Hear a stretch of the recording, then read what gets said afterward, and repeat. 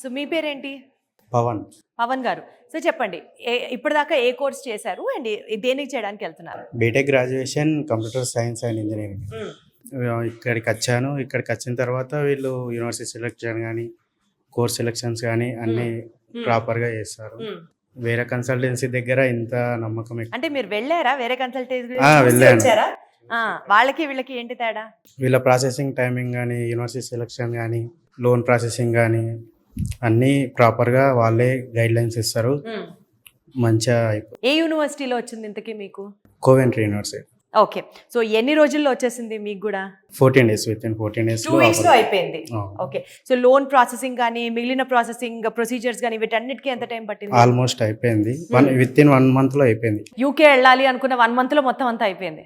Only visa drop box అంతే. అది ఇంకా అది ఆ ప్రాసెస్ గవర్నమెంటల్ ప్రాసెస్ కాబట్టి అక్కడ జరుగుతూ ఉంటుంది. Right. Thank you so much Pavan garu. Thank you.